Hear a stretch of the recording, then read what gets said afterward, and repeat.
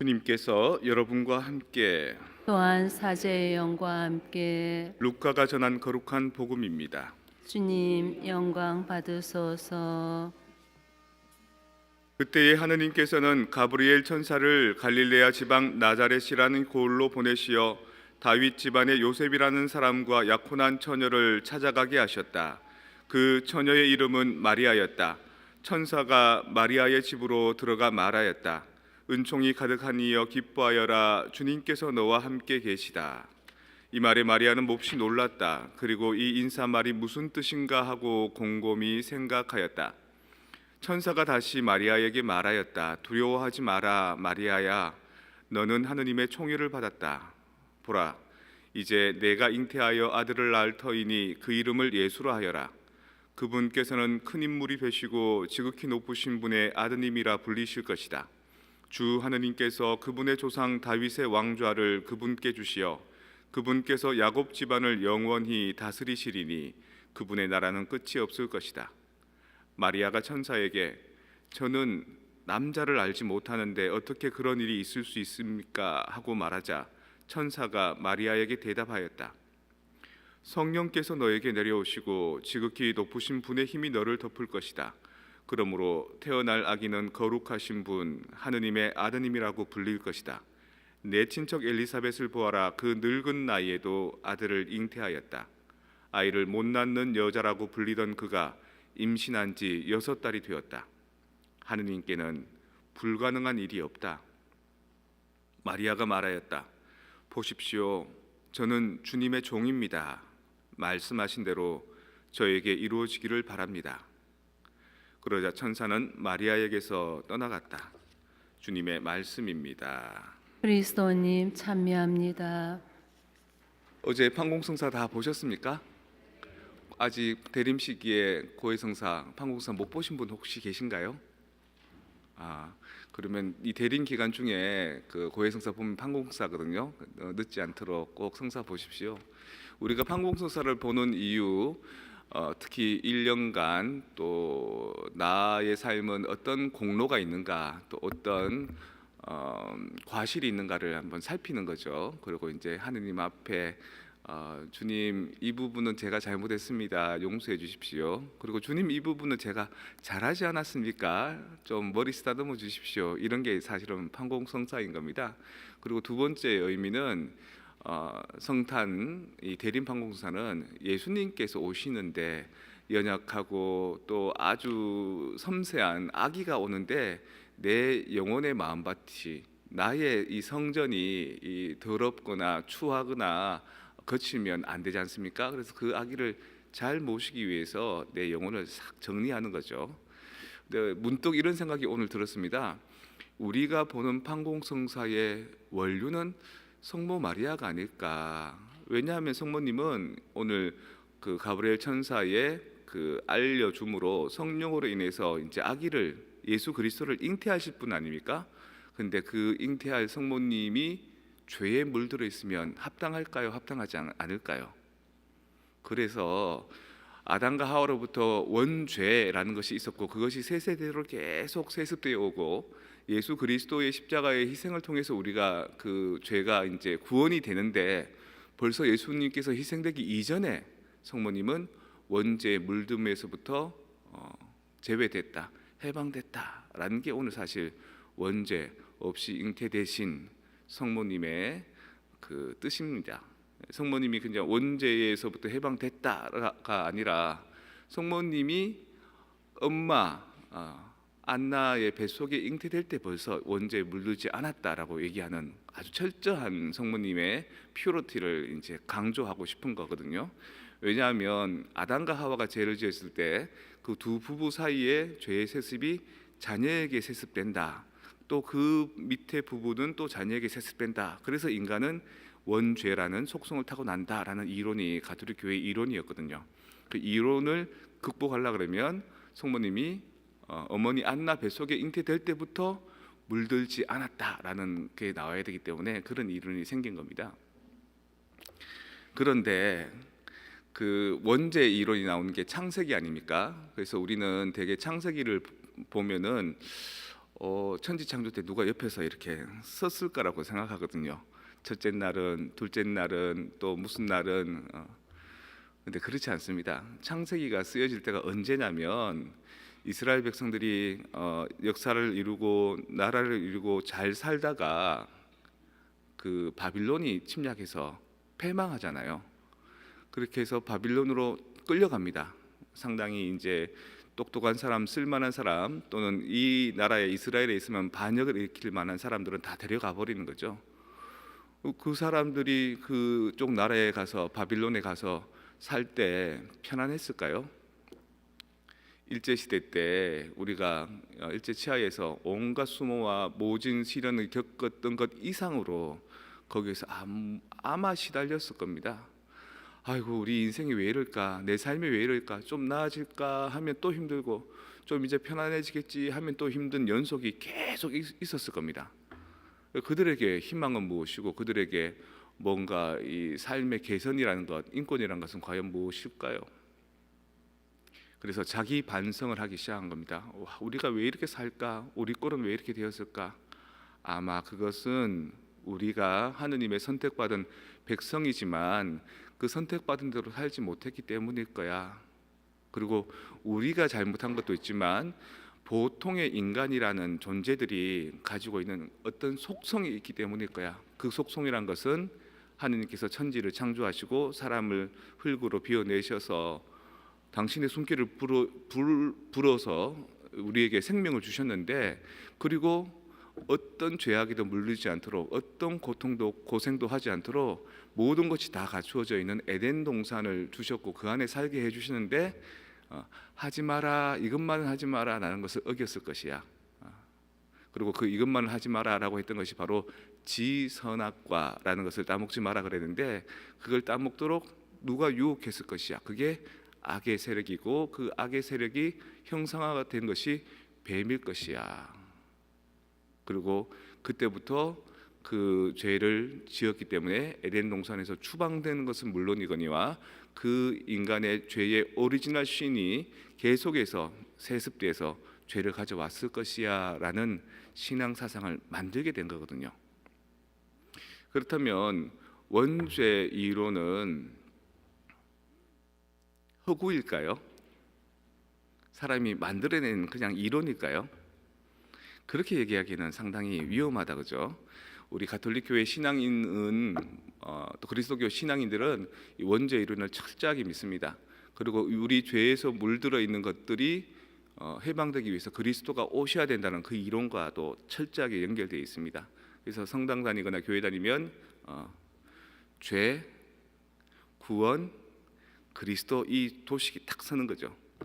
그렇게 이 튼튼한 그리스도교 신앙의 그 이론이 바탕이 되어 있는데, 솔직히 그 바빌론에서 만들어든 소설이고 그것에 우리는 그냥 인간학적인 개념으로 이해하면 돼 이렇게 얘기하면 상당히 위험하죠. 근데 기본적인 교회 도구마, 교의 가르침들은 여러분들이 그대로 납득하시고 이해하시고 믿으시면 됩니다. 하지만 제 말을 그냥 하나의 또 다른 접근으로 환기시켜서 하나의 해석으로 들어보시면 되는 거죠. 그리스도교 신앙, 특히 하느님을 믿는 신앙은 그 서양의 신앙이지 않습니까? 그래서 서양의 그 신앙을 가진 사람들이, 선교사들이 온 세상에 나가서 복음을 선포하고, 또 성경에도 너희는 온 세상에 나가서 복음을 선포하라고 했잖아요. 서양 이론이 동양 이론으로 사실 이전된 겁니다. 그런데 이 그리스도교 신앙이 전파되기 전에, 선교되기 전에 동양에서는 인간 존재의 선과 악에 대한 개념이 없었을까요? 사람은 날 때부터 선하게 태어났을까, 악하게 태어났을까? 선설, 인간의 성격은, 인간의 성질은, 인간의 어떤 성향은 선한 성향일까, 악한 성향일까라는 그런 그 이론들이 있었습니다. 예수님 이전부터. 그래서 선한 성향을 타고났다라는 게 또 하나의 이론인데, 그게 뭐라고 그러냐면, 어린애가 물가에 위험하게 이렇게 놀고 있더라. 저거 귀엽고 예쁜데 위험하지 않을까라고 어른들이 지켜보지 않느냐. 그러다가 애가 발걸음을 잘못해서 물에 푹 빠졌다, 허우적거린다. 그러면 그 누구라도 뛰어가서 애를 건져주지 않는 사람이 어디 있겠느냐. 인간은 날 때부터 선하게 태어났어라고 하는 게 성선설이고요. 또 다른 학파에서는 아니야, 인간은 날 때부터 악하게 태어났어. 이거는 이제 학문의 이론이 아니고 제 친구가 그렇게 얘기했는데, 애를 낳았는데 한 2년 채 안 돼서 또 둘째가 나왔다는 겁니다. 처음에 첫째 낳았을 때는 그렇게 이뻐하고 살피고 애 아빠가 젖병 물리고 기저귀도 지가 직접 갈아주고 뭐 이랬던 거죠. 근데 그러다가 둘째가 낳았으니까 어떡합니까? 이제 더 어리고 더 연약한 그 둘째한테 두 부부가 더 관심을 기울였겠죠. 그 이제 첫째 놈이 어느 날은 질투가 나서 시기가 나서 지 동생이 누워 있는데 베네 쪽으로 있는데 누워 있는데 거기 가서 몸으로 이렇게 덮었답니다. 애 얼굴을. 그러니까 그 둘째가 막 자지르듯이 울겠죠, 그죠? 와, 그리고 보통 울으면 아니라 뛰쳐가 보니까 큰 놈이 작은 놈을 이렇게 덮치고 있더라는 겁니다. 그러면서 저한테 하는 말이, 야, 인간은 날 때부터 악하게 태어나는 것 같아. 어떻게 지 동생을 질투해서 그렇게 하면 애가 죽을 수도 있는데 왜 그렇게 할까? 나한테 이렇게 묻는 거예요. 신부님 어떻게 생각하냐고. 사람이 갖고 있는 속성들이 여러 가지가 있죠. 선한 가치도 있고 악한 가치도 있지만 거기에서 그걸 어떻게 조율하느냐에 따라서 균형 잡힌 인간이 되기도 하고 아니면 악한 인간이 되기도 하고 아주 성인처럼 고고한 사람이 되기도 하고, 그 가치들을 이제 가지고 우리가 노력하고 공부하고 수양하고 직장생활하고 가정생활하고 이러면서 이제 조금씩 이제 현명해지고 올바라지는 거죠. 다시 말해서 선하다는 것, 그것은 악하다는 것과 함께 공존한다. 동전이 있으면 앞면이 있고 뒷면이 있듯이 선과하고는 공존한다. 어둡다는 것, 그거는 밝다는 것이 있기 때문에 어두운 것을 아는 것이다. 밝은 것과 어두운 것, 빛과 그림자가 공존한다. 그래서 신학에서는 그렇게 얘기합니다. 악은 무엇일까? 선의 결핍이 악이다. 그래서 내 안에서 계속해서 올바른 것, 좋은 것, 선한 것이 내 안에 자리 잡기 위해서 우리는 노력해야 되고, 그것이 사라지게 될 때, 그 빛이 사라지게 될 때 내 안에 어두움이 오고 미움이 오고 분노가 오고 못남이 온다. 그러니 우리는 늘 awakening, 깨어 있어야 된다. 나의 본성 중인 하나인 그 악한 성향이 나를 끌고 가지 않도록, 그게 나만 힘들게 하는 게 아니라 나하고 관련되어 있는 모든 사람한테 말과 행동과 눈빛과 죄악으로 우리 가정뿐만 아니라 우리 사회도 우리 전체도 그렇게 물들여 갈 수 있는 존재가 인간이다. 그런데 올바르게 살기가 참 쉽지 않다. 그래서 이제 가톨릭 교회 같은 종교는 고해성사랑을 통해서 그 사람이 계속해서 악한 성향으로 자포자기하고 방치하도록 놔두지 않고, 자, 다시 시작해, 다시 기회가 왔어, 괜찮아 그래, 무엇이 문제인지 한번 살펴보자, 그리고 그 부분에 대해서 한번 토해내보자, 그리고 새로운 길을 가져가 보자. 어제 그 성시간 때 그 묵상글에 그런 게 있었습니다.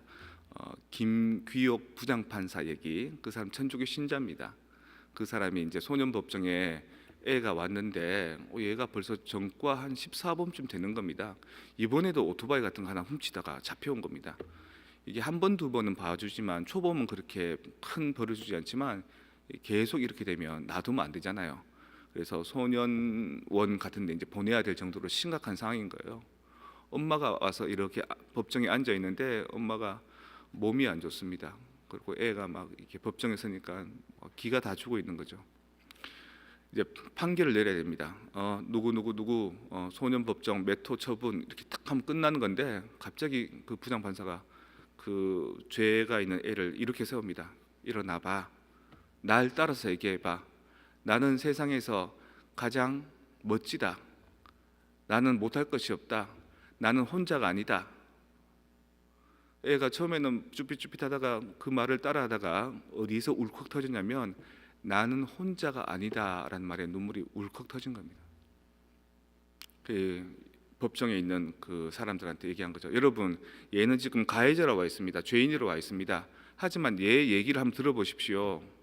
얘가 무엇 때문에 이렇게 되는지를 들어보면 여러분도 얘를 그렇게 심판하지 못할 겁니다. 얘는 원래 반에서 공부를 잘하던 애였습니다. 집안이 형편이 안 좋았지만 최선을 다해서 노력했고 성적도 좋았고 나중에 간호사가 되어서 아픈 사람들, 병든 사람들을 치유해주고자 하는 그런 꿈과 희망을 가졌던 애였는데 어느 날 학교 늦게 끝마치고 집에 가는 도중에 웬 불량배들에게 끌려가서 집단 폭행을 당했습니다. 그때부터 애는 자존감이 무너지고 삶이 망가지고 불량 학생들하고 어울려 다니고 술 먹고 담배 피고 남의 물건 훔치고 폭행하고 그래서 이 지경까지 와 있습니다. 이게 얘만의 잘못이. 애한테 다시 얘기합니다. 자, 나는 무엇이든지 할 수 있다. 그리고 너는 내가 바로 이 세상의 주인공이라는 것을 잊지 마라. 그것만 잊지 않으면 너 뭐든지 할 수 있어. 지금까지 네가 자포자기해서 계속 죄악에 물든 삶을 살았지만 이제 자존심을 가지고 자존감을 가지고 다시 시작할 수 있는 마음을 가져. 그리고 나의 처분은 소년은 보내는 게 아니라 그렇게 따라 외치는 것으로 충분합니다. 이리 와봐. 손 줘봐. 손을 잡아줍니다. 애가 차가운 손. 부장판사도 눈물을 흘립니다. 내가 마음 같아서는 와락 껴안아주고 싶은데 너하고 나 사이에는 이 법대가 있어가지고 이렇게밖에 못해줘서 미안하구나. 실제 사건입니다. 이게 우리가 믿는 하느님께서 우리를 너는 죄악에 물든 영혼이라고, 너의 삶은 잘못됐다고 심판하고 싶어 하시겠습니까? 아니면 이 부장판사처럼 우리의 자존감을 다시 이렇게 세워서 삶을 잘 살아가게끔 해주고 싶어 하겠습니까? 우리가 배우고 알고 있는 것은 원죄 이론, 우리는 원래 죄에 물든 사람이야. 나뿐만 아니라 주변 사람들이 다 그래. 세상 악하니까 정신 바짝 차리고 살아야 돼.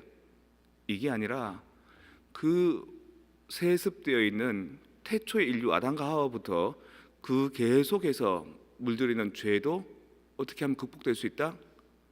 예수님을 잉태하기 위해서 그 성모님을 원죄에 물들지 않게 해주신 것처럼 우리 또한 이 성탄을 준비하면서 예수님을 모시기 위해서 내 영혼의 삶들을 깨끗하게 정리하고 뉘우치고 회개하고 용서받는다면 우리 또한 새로운 희망이 있다라는 걸 가르쳐주기 위해서 원죄 없이 잉태되신 성모님의 대축일이 있는 게 아닐까요?